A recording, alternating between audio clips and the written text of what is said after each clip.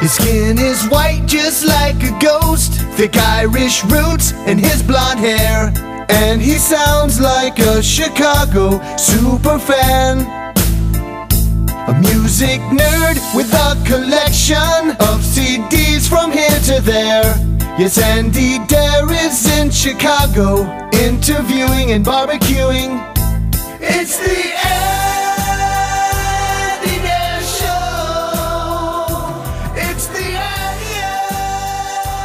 Andy Dare Show.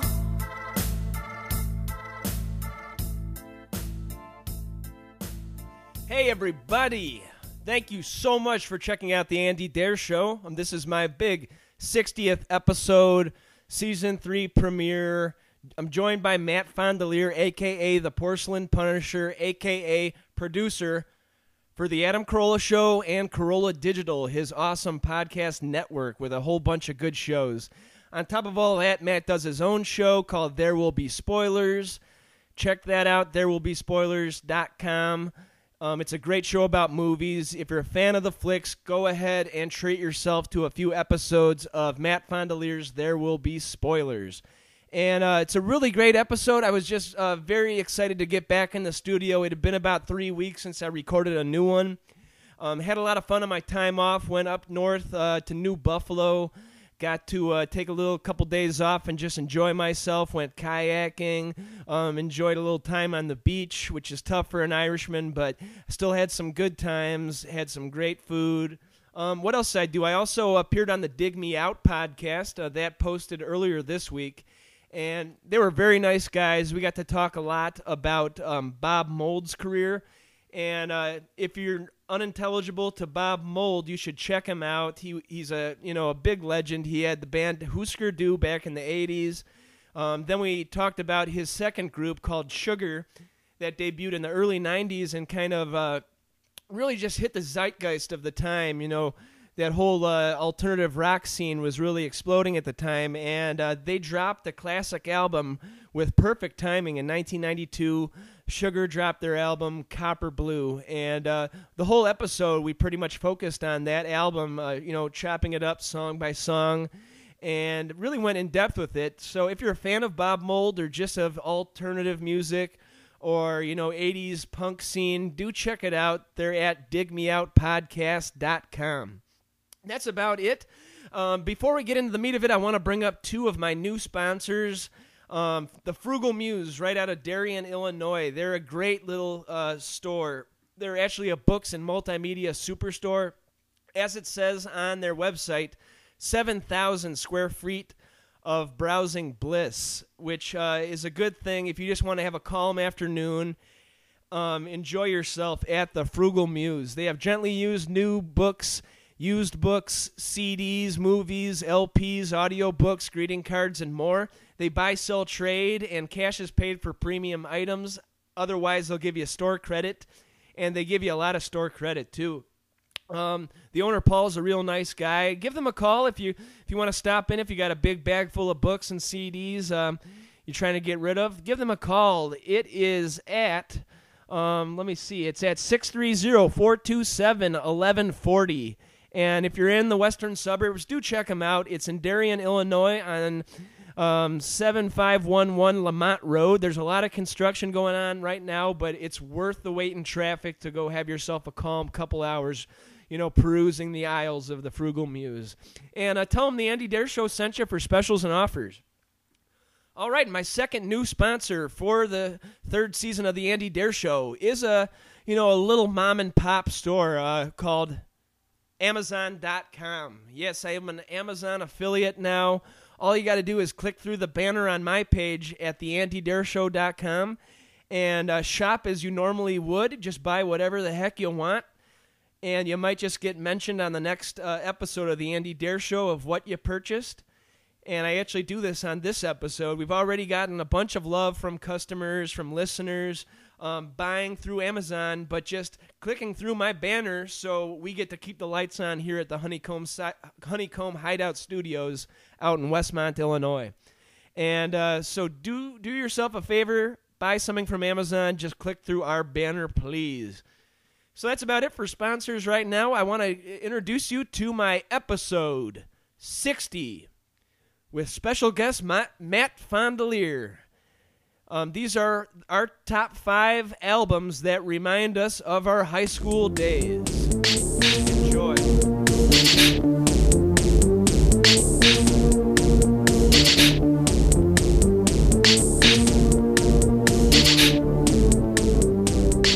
Okay, we are on. Yes, this is the 60th episode of the Andy Dare Show. It's an honor to have Matt Fondiler of Ace Broadcasting, or Corolla Digital now is how you're calling it, right? Yeah, and it is an honor to be here on your show, my friend. Awesome. Yeah, we've gone back and forth. I've been on your show, I believe, it's been twice now, and was really interested to just have you back. It's been probably about a year. Last time we talked about geeky rap music. Had a blast doing that one. Now I think we're going to be discussing our 5 favorite albums from our high school days, and I think that just opened up a can of worms for me. How about you? Oh, totally. I kind of was under the impression that I didn't discover music until college, but looking back, clearly high school, there's like 50 different albums to choose from, so it was really fun to make this list. Nice. And yeah, I said that we are pretty much the same age. I was born in 83. What are you, 84? I was born on September 8th, 1984, so I believe that this episode's being released on my 28th birthday. Awesome. Cool. And that'll be coming this Saturday. I also just had my high school reunion of 10 years about 2 weeks ago. I was reminded of it the day before, and I had a pig roast to do. Obviously, if you know our shows that we've done together, I've discussed that I carve pigs and I do pig roasts and barbecues, and so I was not able to make it. Plus, I looked at the guest list, and it was really nothing to shake a stick at. It was hardly anybody that I was even friends with. And so it wasn't really my crowd anyways. And then they tried to charge you $50 a ticket. And I said, I think I'm good. Yeah, my 10-year high school reunion is next weekend. And I also had to pay a large fee to attend, which I thought was a little strange. But I'm really looking forward to mine. So it'd be cool to see all the old faces, you know. But with Facebook now, you get to see who RSVP'd before you even get to the place, which is nice. Yeah, it's funny because I do feel like the generation before us had to really count on those reunions to reconnect with people. But you're right, Facebook, you could really see what everybody's up to already. Anybody you really care to see what they're doing, you could figure it out. Very true. So how are things going with Corolla Digital? I know I've heard Jim Corolla's in the hospital. I'm hoping well for him. How's the show going? Yeah, everything, Jim aside, everything's going really well. And actually, speaking again of high school reunions, on this week's Ace on the House, I was talking with Adam and Ray about their high school reunions because I had just never heard any of those stories. So if you check out Ace on the House this week, you can hear Adam and Ray talk about their high school reunions, which they've done their 10, their 20, and their 30 year already. Really? And that's coming this Saturday? Yeah, the same day that this episode of your show is going to be released. That is beautiful. It's kismet. Yeah. Yeah, it's been going really well. I've been having a blast co-producing that show with our friend Gary. Has Gary been on this show before? Your show? Yeah, he actually did my, I believe, my 40th. So 20 episodes ago, it was right when during the whole, Kroll on NBC for Celebrity Apprentice. So it was awesome, but cool. It was right at the time where he hadn't been voted off yet. So, Gary was very obscure with his references. But, we were, rooting from the whole way. But, it's hard for him to hold his tongue, especially when you're with the Donald and all of his sons. And I love when he told he told the Donald to go look up the definition of tumescence, which couldn't be more. That's Kroll in a nutshell right there. Right. But yeah, you got Ace on the House posting every Saturday. Home Improvement Talk with Adam's old friend Ray Oldhofer. That one's really, just kept going up the charts for me at least ever since you guys added Ray on. Yeah, I wish I could take credit for that idea, but I think we just kind of decided once that we should definitely have Ray on as a guest, and before he even got in the studio, it was already clear that he had to become a permanent co-host. He's just such a funny guy. Very awesome. I actually love that theme song too, and that's not by Rich Banks, the one-man house band, who just sent me my theme song. Who did that theme song? Do you know? The guy who did the Ace on the House theme song, his name is Jason Boots, and I think he's just a friend of Ray's. I don't know how Jason and Ray know each other, but Ray actually forwarded that song to me, and I thought it was great. So we keep it as our theme song. It's one of those songs where you just hear, all you have to do is hear half the song, and the entire thing's going to be stuck in your head for like a week, you know? Very catchy, as is the Porcelain Punishers theme by Rich Banks. Yeah, it is. Yeah, I mean, I've gone to sleep humming that song. I can't get it out of my head. I know it's not an original melody, but man, Banks has a way with, throwing these words into these existing songs and just, breathing new life into them pretty much. Yeah. And he wrote your new theme song, yeah? Yes, he did. It's a play on Graham Nash's Chicago song, which if you heard it, you're gonna feel familiar to it, I believe. Did you get the chance to listen to it? Yeah, I did. I didn't recognize the song, but I still could appreciate the brilliant lyrics. Yeah, I love it. I got it as my ringtone now, and I'm at work, and all of a sudden my phone goes off, and there is Rich Banks singing to the restaurant, pretty much. Nice. Yeah, a few of the guys around the shop changed their ringtones to the Porcelain Punisher song, so I can't escape it. Very cool. And yes, he did David Wild's. I didn't even know which song that was, but then I looked it up. It's Billy Joel. He needs like a compilation of all these on I know people don't buy CDs anymore really, but maybe just a compilation MP3 little file to send to everybody would be cool. Yeah, I'm surprised that he doesn't have like an iTunes album of all of the big Corolla songs. We got to get working on There's that. got to be at least 10 to 15, and then you've got all the Damashek songs too, which are another probably 10 there. I mean, those are the Jacuzzi Pete songs will just forever be ingrained in my memory. They're so awesome. Czech Republic or Feasters Union, Matt? I gotta say Czech Republic. I love Feeney, but Damashek's the man. And now that he's a regular on Corolla and I see him every week, I just think he's a riot. He's just one of the nicest guys ever, and definitely have nothing bad to say about that guy. He's a funny fucking guy. Yeah, if you check my Twitter feed, I'm a connoisseur of all podcasts, and especially the networks of podcasts that are starting to pop up here and there. And there is not a network that is better, in my opinion. I think in the whole country or even the world. I don't really listen to many foreign podcasts, but I mean, you're not subscribed to the Chinese podcast network? I am not, unless there's a fortune cookie involved. I am not subscribed, but. Yeah, I mean, how you guys brought the whole band back together, especially with Damashek, and then now, as I said before, I was always like, man, they need a music guy. When are they going to get a music guy in there every week? And then David Wild blessed us. So yeah, David's another great guy, and he's a huge Corolla fan himself, so he just brings a great energy to the shop every time he's on. And he's another one of those guys that just as soon as he walks in the room, it's just nothing but smiles and jokes, and he's a great guy. Yeah, he's great with Corolla, totally knowledgeable about music, so that's why I just got into him. And then he did my show. I got really into the Brad Paisley book. I'm not even a big country fan, but this book is amazing. It's written with such humor, and Brad's got a way with words, and then David just has a way to edit it all down to it really tugs on your heartstrings. I got even a little emotional sometimes hearing some of these stories about Brad Paisley. It's kind of weird about him because he's kind of the opposite of rock stars, where when he was a little kid, he was known for being a great guitarist, but he joined the bands of all these 50-year-old, 60-year-old men.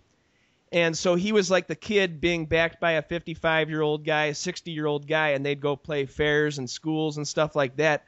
So Brad always, he like early on, he earned a way of respecting our elders and respecting the people who came before us. And that's sorely missing in today's culture, I believe. People don't really care. People think it's like, stupid to know stuff about the past and about World War II and about, history of stuff nowadays. But I just like that part about Brad where he shows his reverence to the past. Now, why is the book called Diary of a Player? Was he like a player, like player musically, or is it player like a ladies' man, or is it supposed to be a play on words? Is it both? I think it's supposed to be a play on words. He actually doesn't have too many ladies in the whole book. It's a famous story about how he fell in love with Father of the Bride. back in, 91 with Steve Martin. And Yeah. he just always loved that girl, the daughter in that movie. And finally, he broke up with his long-term girlfriend, and that was their movie, Father of the Bride. So he said, okay, the girl's dumped me. She's got a new boyfriend. I'm going to try it one more time and ask her to meet me at the first airing of Father of the Bride 2. And this is in 95. So he goes, okay, if she shows up, then we're back on. If she doesn't show up, then we're off, and I just got to move on with my life. So he goes to the movie, and he's the only guy in the theater. He's looking around for her. She doesn't show up. And, he's kind of heartbroken. He even goes, after the movie's over, he's like, okay, I'll buy one more ticket to the late show. Maybe she'll show up to the late show. Yeah. And he goes, so he watches it again. Still no girl show up. So he pretty much says, okay, I got to move on with my life. Fast forward 5 or 6 years later, his career's completely taken off, doing really well on the country charts. And somehow he goes, can I get in touch with Kim from Father of the Bride? And obviously it's history. They talk on the phone the first day for hours. They finally meet up, and it's history. They just got together. They're a perfect couple, Wow. So I didn't even know that. So he's married to the daughter from Father of the Bride? Yep, that's her. Her name's Kim Wow. something. Yeah, she's cute, and I guess it's been really 10 cute. years now, and they're just going strong. So Holy it seems like crap. that Brad awesome. Paisley just seems like a totally nice, genuine guy. I've heard him call into the Corolla show, and just completely funny, too, which people don't even realize with him.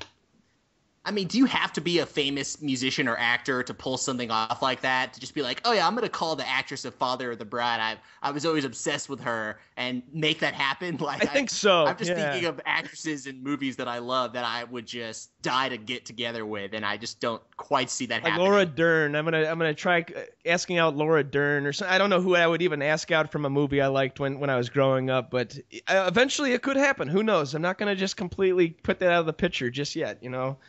Hey, Laura Dern, she could be single, man. You never know. I think it was a rumor when we were kids that she was gay, but I think I've heard that who too. would be a girl actress from one of the movies you liked growing up that you would try getting involved with? The first one that pops into my mind is either girl from Hot Shots Part 2, if you remember that sure movie. Either the, Italian woman from his past, or the sexy one whose mole keeps switching the sides of her face. That was the hottest movie I'd ever seen as a 9-year-old, and I would do anything to be with either of those women. How about Or Rachel McAdams. or any of the girls from Wild Things? I remember 98. Oh yeah. Nice. Okay, so and then on top of all this, you're also doing There Will Be Spoilers, your own independent show. Damn straight. Check Yeah. them out. Follow them on Twitter, TWBS Podcast. It's a movie show posting weekly on therewillbespoilers.com. You've had me on twice. You've had Gary. You've had my friend Tyler Kale. A whole bunch of good people. Brian Bishop. You've always been a big movie fan, right? Oh, yeah, absolutely. I mean, I just grew up loving movies, and all my friends love movies. So when I started doing the show a couple years ago, I was just trying to think of just a general topic that I knew I could talk to anybody about, and knew that they could become equally as passionate as I am about it. And movies just have a really big emotional impact on pretty much everybody. So to me, it's great fodder for conversation. Sure, it's like Pigskin with Damashek. He's just so natural there. It's never uncomfortable. It's just you could go for hours and hours, and that's how I feel with you in movies, kind of. Yeah, and movies are great because it's so general. Sometimes we'll do episodes where we're just listing off as many movies as we can. There's other episodes where we basically spend the entire time talking about only one or two movies. You could talk about the actors, the music, the cinematography. I mean, so much goes into it that it's really just an infinite possibilities of episodes. I got a movie question for you. Are you one of the people that are just downloading on the internet, or do you have a collection of, the hard material like DVDs and VHS and movies, actually, like a wall?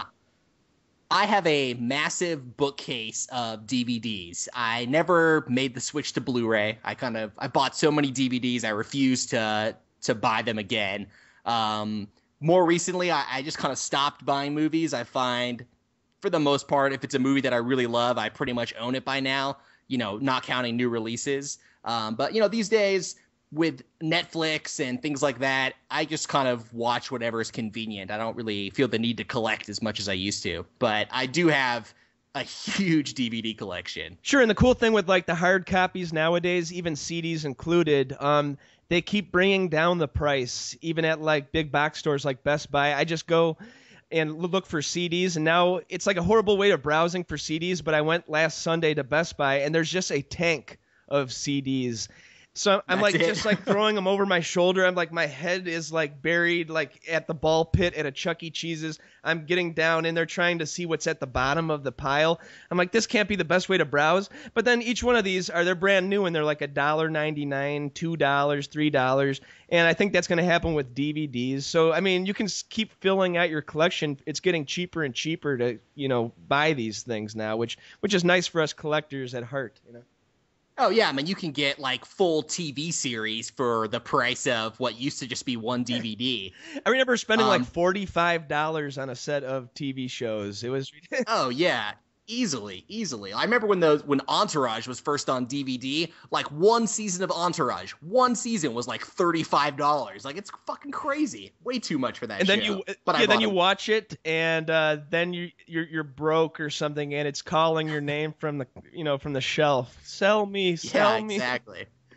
Well, it's funny that you mentioned CDs earlier, because part of the way that I was able to very quickly pare down my list for this particular podcast is pretty much CDs were what I listened to in high school. And once I got to college, then it became MP3s. So all I had to really do was look through my CD collection. And for the most part, there were none of the albums I listened to past high school that I have on CD. You know what I mean? Like, sure, everything I listened to was only available on CD. It switched over once you left for college. Yeah. Pretty much. I mean, maybe there was like that first year, but I'm pretty sure I got my first iPod like right as I graduated school. Nice. Yeah, I've still got my old iPod. It's from 2003. It's one of those white ones with like it's not color on the display. It's brown and but yeah. It definitely it's worked for me. It's keeps working now, but now I've kind of switched over. I just got the music on my phone now. But yeah, I had a Zune at one point, a Microsoft Zune. That thing was a nightmare just because it would choose when it wanted to accept a charge from the charger. Some days it just didn't want to charge up, and you could just keep pushing it in there. It wouldn't do anything, and you want to just throw the thing out the window. Yeah, I feel like Zune is sort of the equivalent of like Betamax. It tried, but it's no VHS. It's like the Jaguar game system of 1994 or something. Yeah. But yeah, so there will be spoilers.com. Are you talking about doing any sponsorships? I know that you haven't dipped your toes in quite yet, right? Yeah, I don't know. I haven't done it yet. To me, the show is just something that I just enjoy doing so much on my own terms. I feel like I would like to start making money. That making money would be nice, but at the same time, not having sponsors means that I can just continue to do what I want, use music I don't have the rights to. True. I don't have to worry about any sort of legal ramifications, which is much easier for me. Well, I got this new sponsor. It's Noah's Arcade. Like Wayne's World Noah's Arcade? I was hoping you would know that reference because I dropped that on Tyler Cale, and he was like, "What's Noah's Arcade?" And he's like, "Was that from the SNL skit of Wayne's World?" I said, "No, that was from the feature film of." You should have said, "Ass Sphincter says what?" Very true. Yeah, I actually talked to Maddie from, I don't know if she's part of Corolla Digital or if she's just an advertising guru out there, but everybody from... Oh, she is very much a part of Corolla Digital. She is the reason why I work for Corolla Digital, really? In fact. I owe her everything. I had no idea. Okay. Awesome.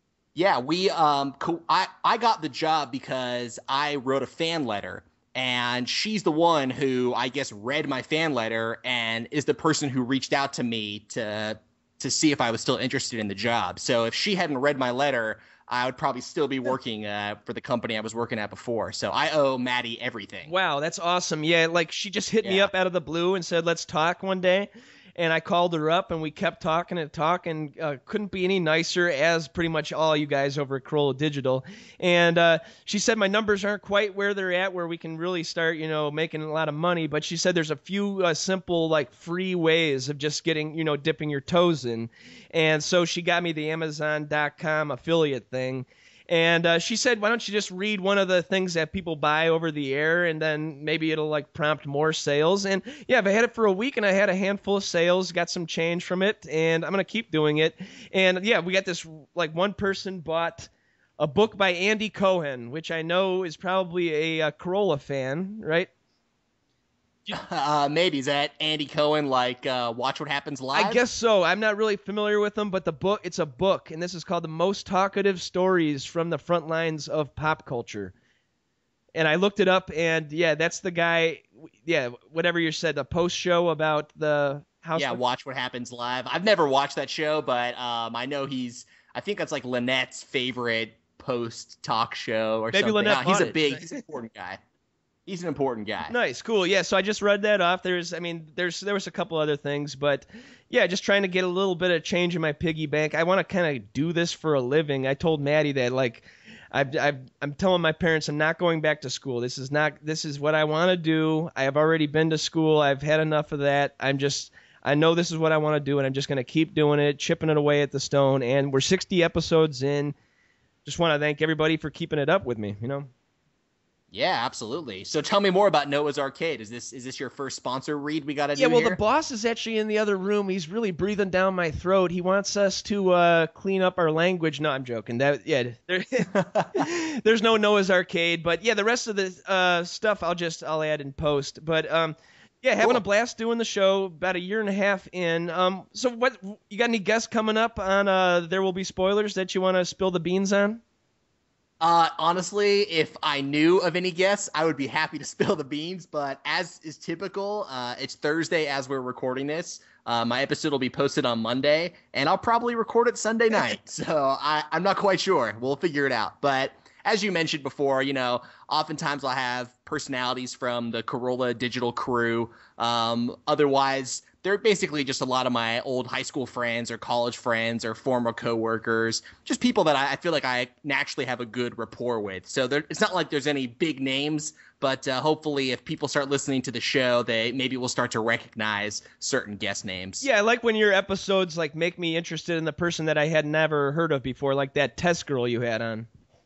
Oh, nice. Yeah, that's a girl that I went to high school with that was a few years older than me. I hadn't really spoken to her in probably 5 years before we recorded that episode, but that's available right now. I thought that was a great episode. Thanks for mentioning that Very one. cool. Yeah, and just for Corolla Digital, it was really cool to see you guys hook up Superfan Giovanni with his little Superfan sidebar.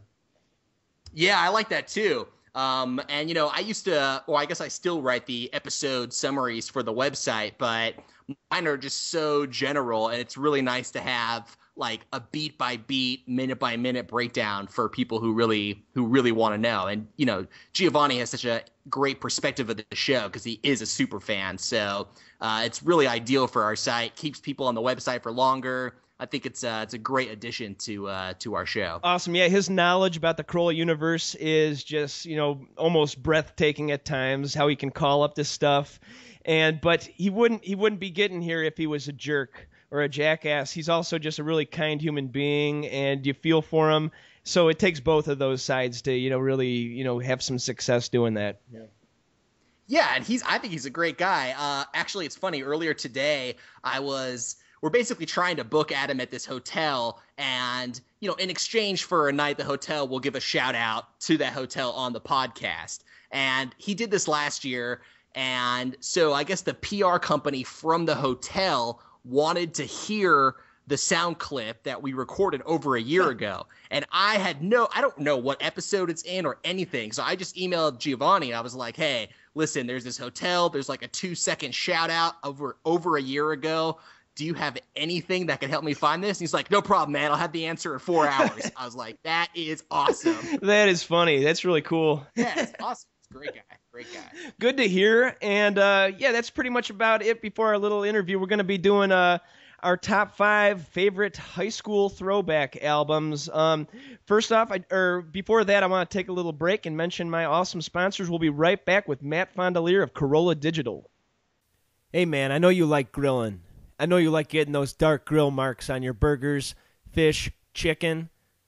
And I know you don't want to just dry your meat out like you're cooking with a hairdryer. Why not get the Man Grate and click through the AndyDareShow.com's banner so we can keep the lights on here at Honeycomb Hideout Studios in gorgeous Westmont, Illinois.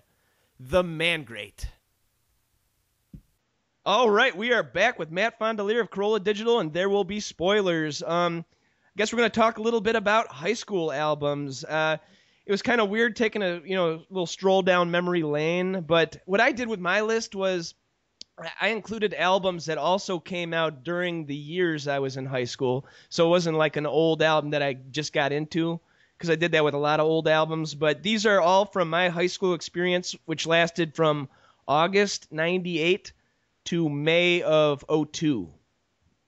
Yeah, that's the same exact range for me. I think maybe I graduated June of that same year. But yeah, I think for the most part, most of these albums came out while I was in high school. Maybe one or two of them came out just before, but most certainly it is a high school album in my mind. Nice. I was going to say I graduated in May, but kind of checked out around February of 02. Senioritis, man. Oh, that hit me hard. Yeah. Definitely. I think it hit me more. The senioritis thing was big in high school just because the thought of college was just such like an incredible fantasy. But senioritis in college was way more intense. That was like, why am I still here? I'm not making money. I'm just wasting my time. There was one class I took. I didn't even go. I didn't have to go to the class. I just had to show up for the midterm and the final. I was so happy to do that. It was amazing. Nice. Yeah, I even took golf for one of my classes in college. Nice.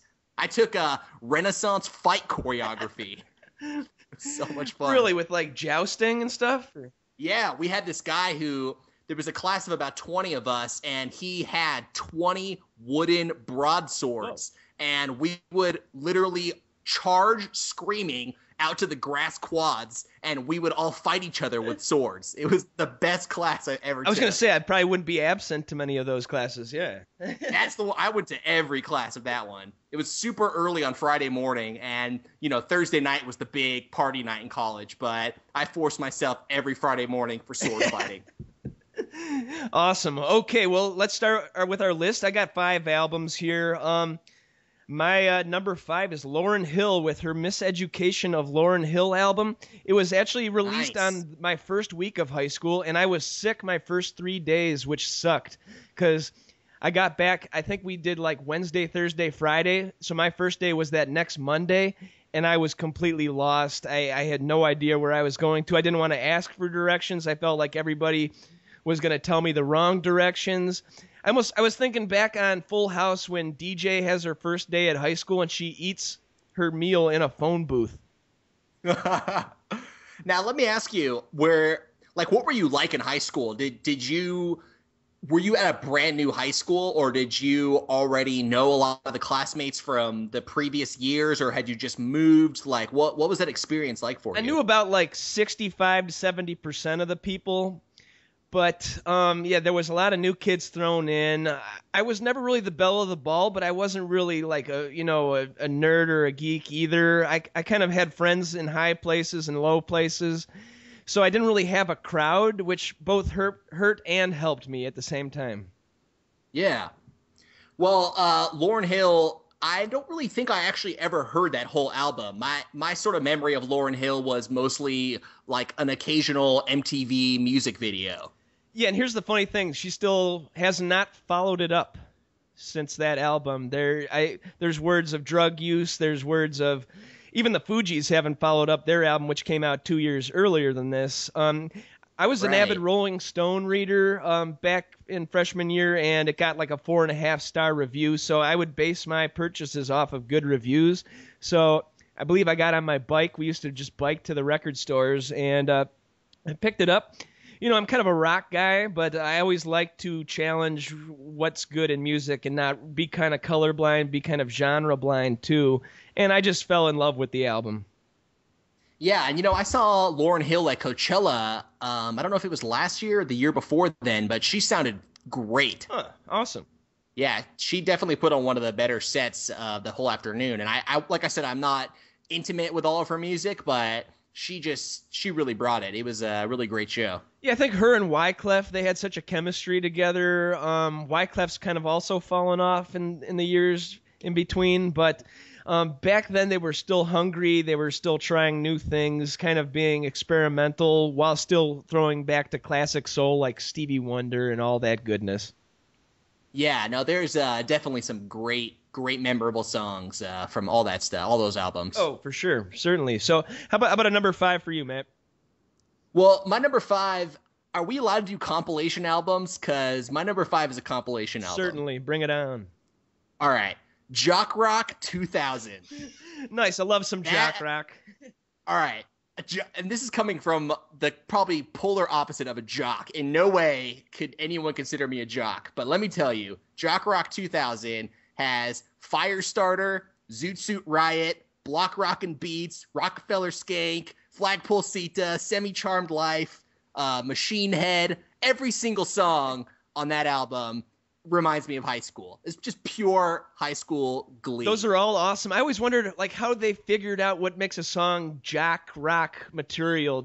I guess up-tempo music, but like Zoot Suit Riot and Firestarter don't really have much in common, you know?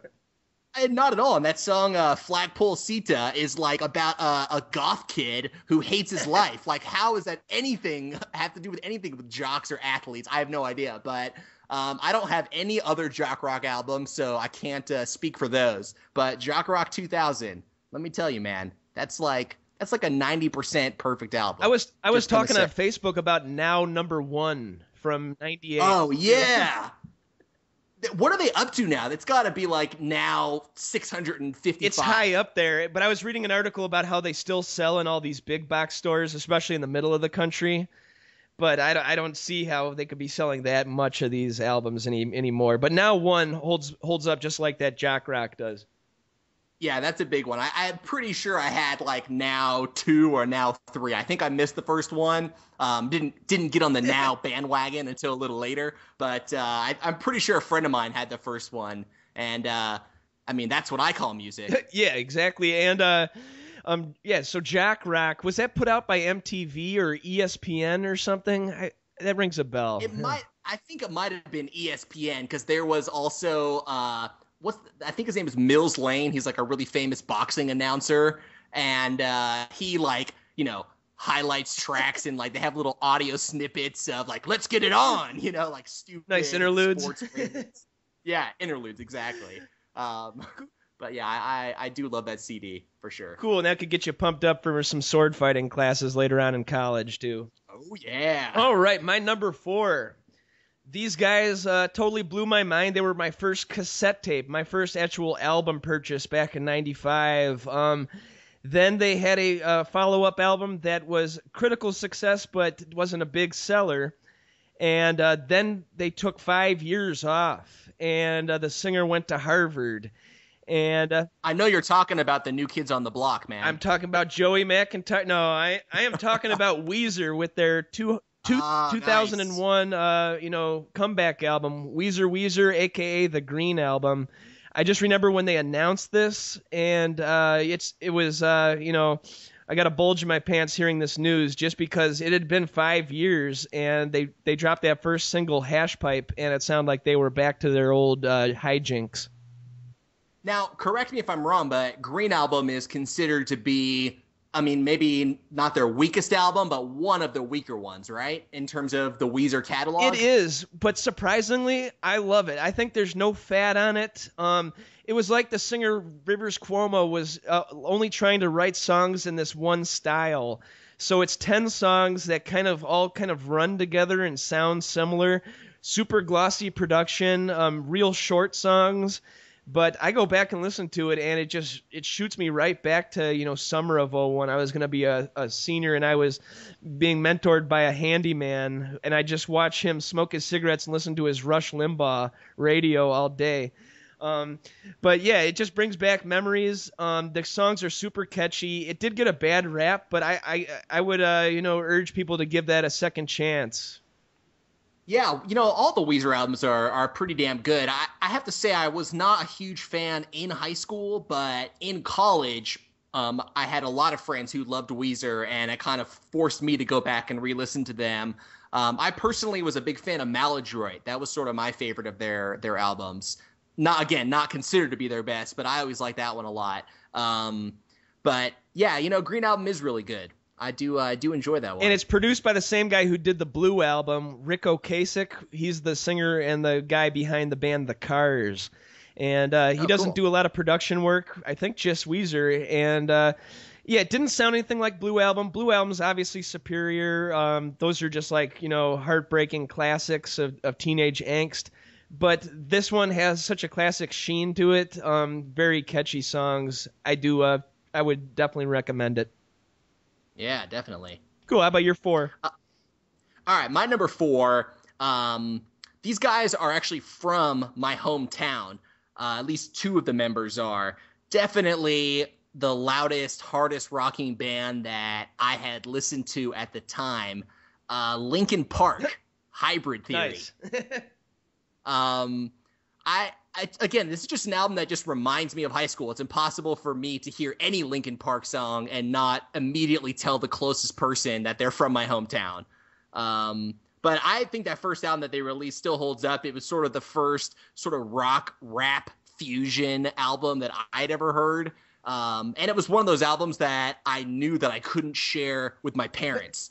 Like, my parents and I always exchange music, but this was sort of that. It was too loud for them, It was sort of my rebellion album, I guess you could call it. I like that. There are albums that you can share with your folks, and then there's albums that are kind of just too like filled with aggression or anger that they just won't understand, Yeah, and compared to today's standards of like metal, I think it's actually pretty tame. But certainly at the time, I had not really been experienced listening to music where the lead singer was like screaming for the chorus, But that was always an album I could put on if I was in a shitty mood and just scream along with the lyrics. And I haven't really listened to any of their follow-ups that much, but I do love that first album, Hybrid Theory. I remember summer 2000. I was just getting into this band, the Cottonmouth Kings, and I know them too. They're from out there too, and guess who opened for the little band, the Cottonmouth Kings? Linkin Park, right when their album had dropped. And we go, oh, yeah, these guys are going to be huge. We could just kind of tell. And literally like 3 or 4 weeks later, it just exploded on radio, and you couldn't even get away from it. Yeah, that lead singer, Chester, whatever his name is, that guy is a talent force to be reckoned with. I mean, he just really just puts it out there, Like, can you imagine being on stage having to sing those songs every night for 90 minutes or 2 hours? Like, I don't know how he does it. He's got to find it somewhere in his soul. Yeah, I was talking to somebody the other day about, remember, like, from, like, 1998 to 2001, kind of our high school years, if you were a white band that wanted to get some airplay, you needed to find yourself a dreadlocked black guy who's going to DJ for your band that doesn't really even need a DJ, really, but it's just going to get you cred, Oh, yeah. Street cred. You had your Sugar Ray, you had your Incubus. I don't know if they're just, like, scratching or, like, not even hooked up to the sound system. They're just scratching away at something. But, yeah, that was certainly an era thing that doesn't really exist anymore too much. Yeah, I agree. All right, so we're at, what were we at, 3? Yes, sir. Number 3. Okay, it was a horrible day in American history. September 11th, I was working a little gig at a pharmacy and just watching, horrible news on the TV. And I got out of work at about 5 o'clock in the evening. And even though I was, all distressed and whatnot, I still asked the parents if I could borrow the car so I could go to Best Buy to buy this album. They said, wait till tomorrow. We don't know. There could be more terrorist attacks. Like on the road to Best Buy, who knows? Stay at our house. It was first stop 1, Twin Tower. Step 2, the Best Buy in downtown Chicago. True. It was Jay-Z's The Blueprint, the first one. Oh man, I fucking love that album. I did not hear that album until probably even like 5 years ago. It was way later that I discovered Jay-Z, but The Blueprint is an amazing album. Yeah, Jigga Man just came back. He was he was ready to take his role as like the number one rapper kind of after the deaths of Tupac and Biggie, and he just came with a complete tight album, bunch of hits on there. It was also the first works of him with Kanye West. Kanye West was a young, just like 22, 23-year-old college dropout at the time, who Jay-Z just, took an ear to, felt that these productions were worth rapping over. So, yeah, Kanye got like 4 or 5 beats on that one. And I believe that was like the checks that got Kanye, out of his parents' house, got him, nice apartment in the city and whatnot. But, yeah, another cool thing about The Blueprint is that it is an album you can share with your folks. I wasn't even aware that my dad would even respect hip-hop too much. But then one time he goes, hey, let me borrow that Jay-Z Blueprint album. And then he kept asking for it back. And he probably borrowed it 6 or 7 times, That's awesome. I have yet to be able to get my parents into hip-hop. I've tried many times just to make my dad like just a mixtape of a lot of easy to listen to, accessible hip hop, and he just he can't quite get it, It's a funny thing. You can't really give them the crunk rap or the club rap like Little John. That'll never be embraced by our parents. But you got to start with something like The Blueprint, which is a lot of just soul samples that are not even like chopped up too much, like they're just straight off of like the vinyl records. So I think that's what why my dad liked it, was these like dusty old soul samples that he remembered from his youth.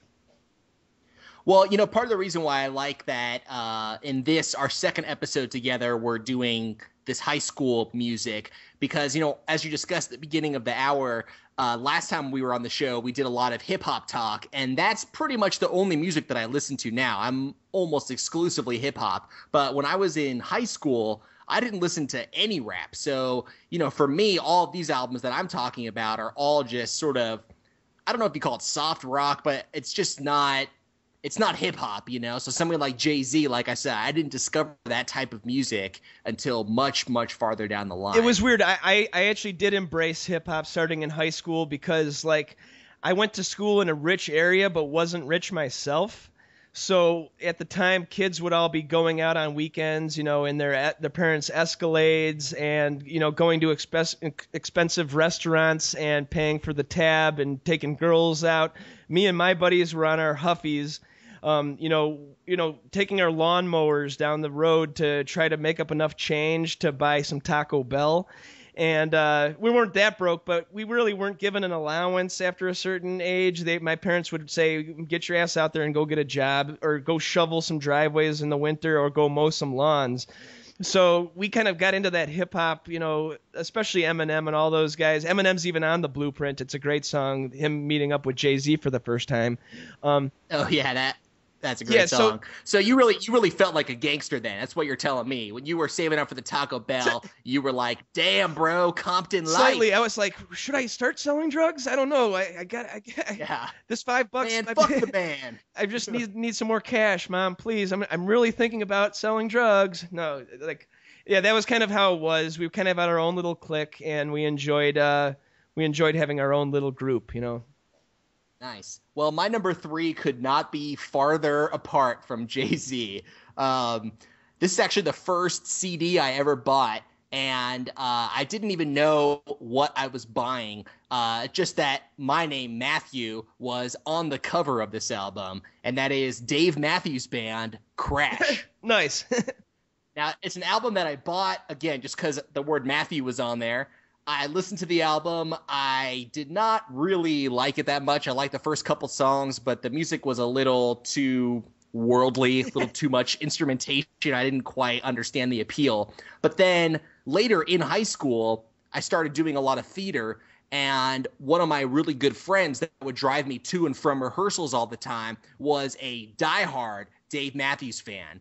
And simply from the fact of looking up to this guy and just wanting to connect with a friend, I forced myself to revisit that album and all of Dave Matthews' music, and I like them now a lot more than I did my first impression of them. They're not one of my all-time favorites, but I definitely always associate Dave Matthews music, particularly the album Crash, with my high school theater experience. Yeah, I'd say Crash is probably my favorite Dave album. I had a joy talking about them to Jonah Ray from Nerdist.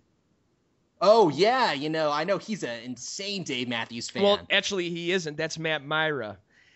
Oh, and the funny thing about their podcast is they'll go back and forth, and Chris will make fun of Dave, too. Chris and Jonah pick on Matt because Matt's such a big Dave fan that he even bought... He goes to all the concerts, He goes to all the right? concerts and even bought like a $2,000 Dave Martin signature acoustic guitar. Or Dave Matthews signature acoustic guitar. So, yeah, he's a diehard, but it's just funny getting Jonah's take on it. He's like, they're not bad. He's like, I just get annoyed of like the frat boy fans that always just shove it down your throat. But no, Dave is really original. Nobody really sounds like Dave, so that's always a good thing that every band should strive for. Not being able to be imitated by pretty much anybody.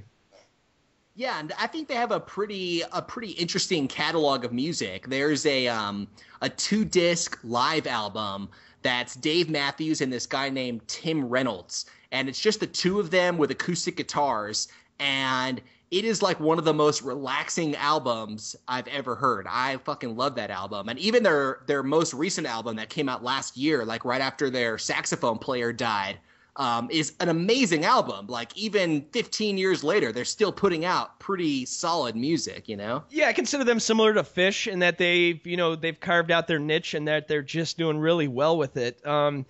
Dave's got to be one of the richest rock stars in the world because, you still have to pay for a ticket to go see somebody live. Now you can download an album illegally, but you can't, get to a show illegally pretty much.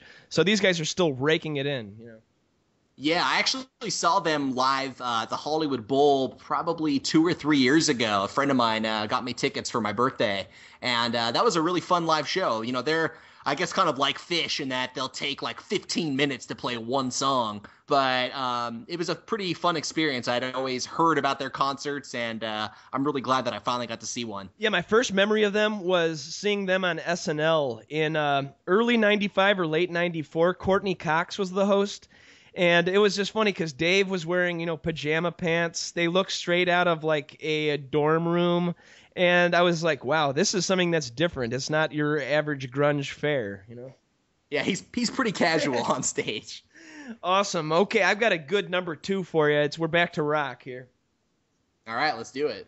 Okay, how can I say about this one? They are hometown legends of Chicago. They originally tried... Okay, so this is early 2002, and internet's just starting to be like, cause a little bit of a wake in the music industry. This is, over 10 years now. But so they started posting demos up on their website, and that really irked their record label. Little did their record label know that this would become a complete, common thing in the world about a year or two later, and it still is. But, so they got kicked off their record label for posting early demos.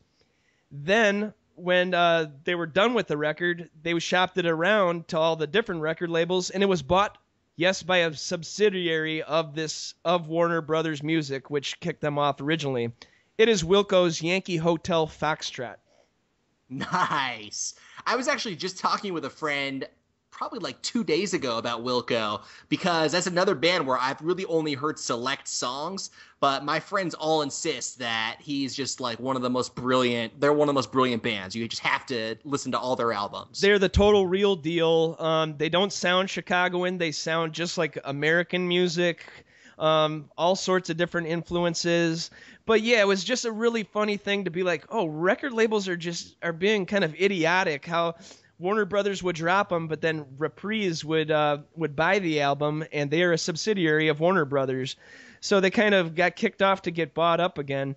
But yeah, the album was great. It was worth the wait. I had already been a fan, but this album just seems like they were just expanding their horizons. Once again, it was post September 11th, so people read into the lyrics thinking that it was about that in some parts.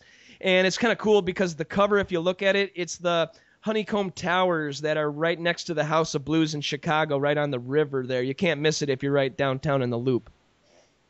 Oh, cool. Yeah, I've heard the title of that album, like it's ingrained in my memory, but I couldn't tell you a single song from it. I feel like I need to just go and listen to it. Yeah, that title is something to do with World War II, like a secret code that they used to say or something. I was like, what does that mean? It doesn't even mean anything, but oh no, there is actually deep meaning to it. It does sound like letter code for something.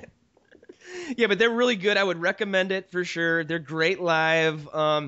They even picked up a new guitarist like 2 or 3 years ago who's like jazz trained. So now they can even throw down crazy solos a la Fish in those jam bands.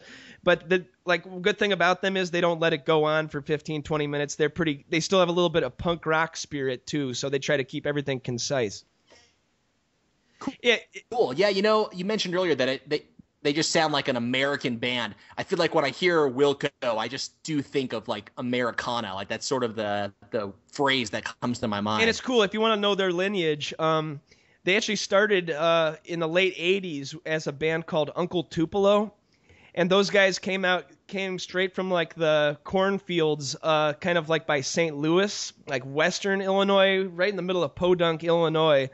It was him and this other guy, and then they broke up. I think they had a bad breakup or something, and the other guy formed the band Sunvault or whatever, and he kind of took their country sound and went more country with it, and Jeff Tweedy kind of took their rock sound and went more rock with it. Cool. Well, as soon as we're done, I'm gonna go ahead and download me some Wilco. Do it. You'll be thanking me later, man. Hell yeah. All right. So my number 2. This was the first concert that I ever went to. And this band not only released one album that reminds me of high school, they released 2 albums that remind me of high school. Bare Naked Ladies. Nice. B&L, I love them. I don't care how dorky I am, I love them. Absolutely. They are the definition of like dorky, nerdy rock music. Definitely the album that is pure high school to me is Stunt, which had, 1 week. That was their big breakthrough single. But then also while we were in high school, they released Maroon, which is still one of my all-time favorite albums. I think that's an incredible album. But they're super goofy lyrics, but just great musicians and an amazing live show. At the time, like I said, it was the first concert that I'd ever been to. So the idea of this band not only playing the songs from the album, but also like improvising songs based on people in the audience or things that were happening on stage, I couldn't even conceive of that. So they just blew my mind when I saw them. And all throughout high school, I was a rabid Bare Naked Ladies fan. Cool. Yeah, I first heard them with the Brian Wilson song, Lay in Bed just like Brian Wilson did. And that was their big break. And it was weird because it was a live album.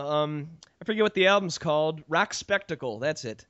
And oh yeah, that's a great album. It's a live too. album, and album. It was taped at the Riviera in downtown Chicago in like '96, and that was their first shot in America. I know they were big in Canada because they are from Canada, right? Yeah, I think so. And one of the guys looks very similar to Adam Carolla. Yeah, and didn't Harlan Williams bring a story to the Carolla show? Is he like friends with him? His cousin is the keyboard player, I think. Really? Oh, okay. That's cool. Yeah, he's from up there too, right? Yeah. Yeah, I think they're still putting out albums. I haven't really, since high school, I think I kind of just faded away from their music, but I'm sure that they're still doing their thing. I heard that the other like the chubbier guy, he quit. So now it's just the guy who looks like Carolla. The guy really? Who looks like Patton Oswalt quit. Yeah. Well, that chubby guy got busted for cocaine a couple years ago. Oh yeah, that's sort of weird. Yeah, which surprised me. They did not seem like a coke band to me. Bare Naked Ladies. And then he's chubby on coke. Yeah, that's weird. But even though the album Stunt is really the one that definitely reminds me of high school, there's a song on there called Call and Answer. It's a much slower song, but I used to listen to that pretty much every day, I feel like. But their next album, Maroon, which came out when we were in high school, I would recommend that album to anybody who's never really heard their music or has only heard their big singles. Just get that album Maroon. That's an amazing album. Yeah, like I've got their greatest hits, and they had a lot more than just 1 week. They're worth, investigating some time and listening to. Oh, definitely. All right, so those are our number 2s. I think so, yeah. Okay, well, I want to take one little break before we do our number ones. I will be right back with Matt Fondiler from Corolla Digital. Hi there, and thank you so much for checking out episode 60 of the Andy Dare Show. We want to just bring up two of our longest-running sponsors. Uncle Bub's award-winning barbecue in Westmont, Illinois. They are a family-friendly barbecue restaurant with the real deal barbecue. Smokers built into the restaurant. And they have great ribs, pulled pork, beef brisket, homemade hot link sausage. If you're a fan of meats, which I am, do yourself a favor and check us out in the western suburbs of Westmont, Illinois. Give them a call at 630-493-9000. And also treat yourself to some catering. They are a full-service catering company as well. They put on weddings, pig roasts, luau's, corporate picnics, lunches, whatever you want. They will bend over to your every will and make sure that your party goes off without a hitch.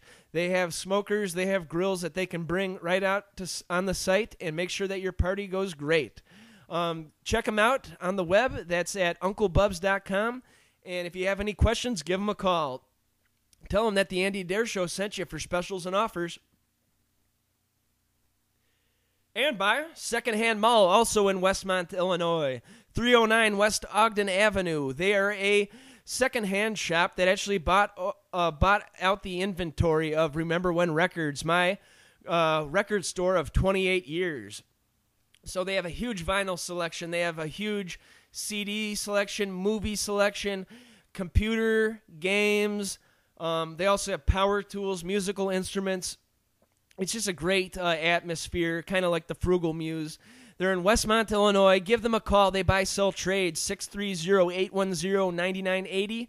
And visit them on the web at Secondhand Mall, a.k.a. 2ND Hand Mall. So without further ado, let's get our number one picks from Matt and Andy.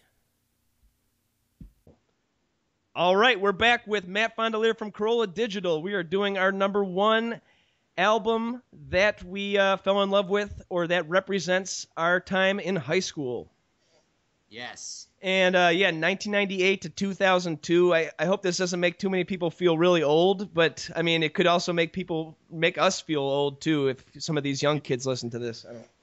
It does make me feel a little old just, like, thinking of how long ago I really listened to all of this music. Like, I'm just remembering, like, when I got my first car, the first thing I wanted to do was buy one of those visor CD holders. Nice. You know what I'm talking Sure about? do, yeah. Where like you kind of you Velcro it to your sun visor. Like that to me, that was pure status. Like it's one thing to have a car, but you didn't really make it until you had the CD sleeves. I wonder if anybody's ever bought that CD sleeve before they got their car, just in case, just when so they'd just be to ready. prep.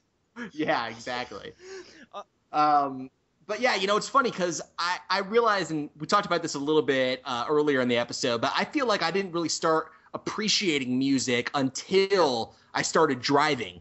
Because before I turned 16, the only time that you'd really sit down to listen to music, at least for me, was like a really long road trip, or if I was just like playing solitaire on the computer and I wanted some background music. But once I started having to drive to school or just drive to the movie theater, that was suddenly when music was just constantly playing all the time. You know what I mean? That's true. And now it's a way to listen to podcasts such as the Andy Dare Show and There Will Be Spoilers.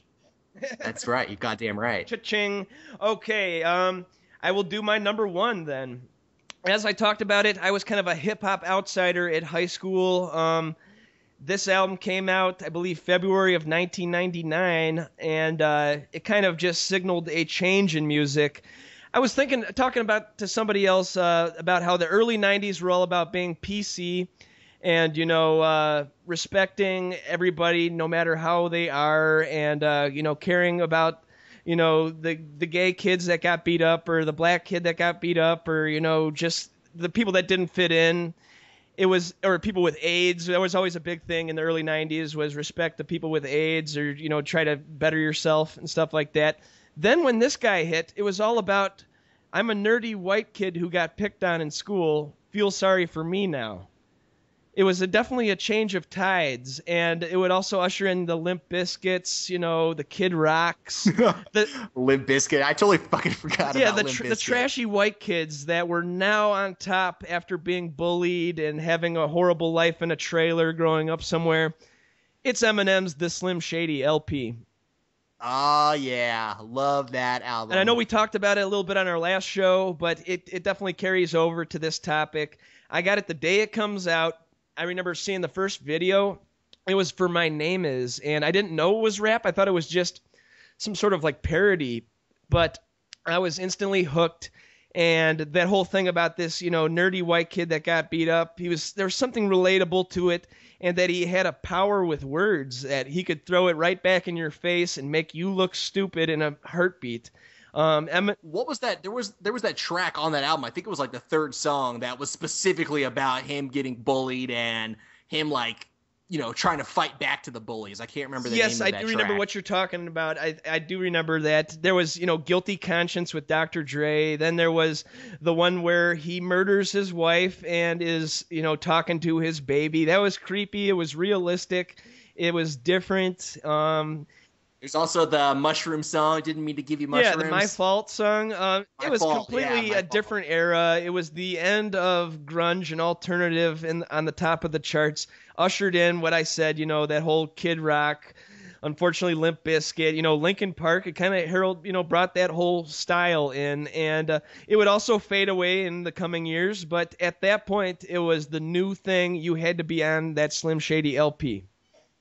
Yeah, and I am obsessed with Eminem, but I feel like when we did our nerdy hip-hop show, I don't remember exactly what I said, but I have to assume that I did all my Eminem gushing on that episode. So fans of this show should listen to that other interview. But yeah, Eminem is, I just fucking love that guy. I can never wait for the next album. Like the day after I finish listening to whatever album just came out, I'm ready for the next. Ready for the next. He's awesome. And at this point, he was very cutting edge, pretty punk rock at the same time, and very funny too. And like nowadays, he just seems so serious, so sullen. He's always frowning at the camera. He seems like his face looks skinny and sunken in. I don't know if some of this famousness just got to his head, and if he's really is unhappy now. We will see when his new album drops if he can come, find that old spark. But at this point, he was the new kid in town, and you had to pretty much bow down to his way with words. Yeah, he's an incredible wordsmith. I feel like he's come around a little bit with his anger issues. That album Recovery that came out last year, that was a pretty strong return to form, I feel like, and now he's doing a lot of collaborations. I think there was a time when he was really, really dreading the intense celebrity lifestyle that he had, where people were just blaming him for all of the ills of society. But I do think that he's come out on the other side of it. Maybe he looks a little worse for wear, but, I really deep down hope that he's been able to find some happiness in everything. Yeah, and he really did catch it bad right after he released the album, and then Columbine would be like 2 months later. Him and Marilyn Manson were pretty much pegged with getting all the blame for just making albums. That's ridiculous. I mean, these guys, it's still happening with Aurora and all that. Why are we not blaming whoever's Lil Wayne now? It's just music will never be something that can be culpable for something that's just an insane person doing something horrible. And I was looking back on how he had a little hand in fashion back then. He kind of brought back the wife beater T-shirt. Kind of. Is that who we have to thank for that look? I think so. Yeah. I mean, I don't really rock the white beater too much, but if you're gonna be out on a hot day, it's good underneath your shirt. It kind of wicks up all the sweat. I kind of enjoy it underneath stuff. But he had a little hand in that, I think. Huh. All right. Well, I feel like if I wear a wife beater, people actually think that I'm a wife beater. So I've stayed away from that look. The best is the white beater with a food stain on it, just to complete the image. Total white trash. Okay, well, I think that's about time for your number one. How about before the number one, we get your plugs in? Follow you on Twitter at TWBS Podcast. That's your personal Twitter, right? Yeah. Yeah, I use that as my Twitter. TWBS stands for There Will Be Spoilers. I mostly just try to tweet out anything that's sort of a movie related thought. That's sort of how I use that Twitter, and obviously advertisements for upcoming episodes. But that's my only Twitter account, so please follow me there. And yeah, therewillbespoilers.com, or just There Will Be Spoilers. Type it into your iTunes. I'm at episode 157 now, I think. So. Going strong. And then, we really have to give Carolla a plug, but let's just do it. AdamCarolla.com, my favorite podcast network in America, as we said, in the world. And New shows daily. They have quite a roster. On Saturdays, you got Ace on the House. You also have CarCast on Saturday. Then when is For Crying Out Loud with his wife, Lynette? That's Thursdays, right? For Crying Out Loud is on Fridays. Allison Rosen's on Mondays. Larry Miller, hopefully he'll be back really soon. That show's on Wednesdays. Pretty much any day of the week you'll get new content. And from Monday us. through Friday, Adam Carolla shows. They got the band back together with Damashek one day a week, David Wild one day a week, a whole bunch of good guests. I was going to ask Larry Miller, have you heard any word from him? Because Carolla mentioned it about a month ago, but still no sign, right? Yeah, to be honest, I don't really know a whole lot. I know that Larry's doing much better now. Whether or not he's coming back right away, I don't really know. I have no idea. I know we all really want him to come back, but when you take a big spill and you hit your head like that, you just gotta take your time. It takes time, yeah. So Jim Carolla and Larry Miller are definitely in our thoughts right now. Yes, so that brings us to your number one, Matt Fondiler's albums that remind him of his high school days.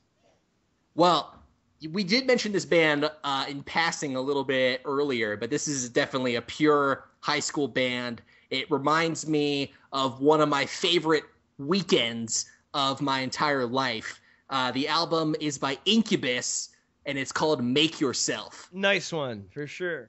That was a big breakout album for them. I had previously heard their album Science, and I didn't really know much about the band, but I was in Palm Springs, which is sort of like a nice desert, hot area in Southern California, just on vacation with my family. And I got to bring a friend of mine. And just coincidentally, there were these two just smoking hot girls from my high school that happened to also be in Palm Springs that same weekend.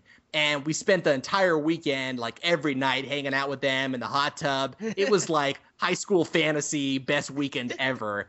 And on the drive home, we stopped at some big shopping center, and I went into the CD store, bought myself Make Yourself.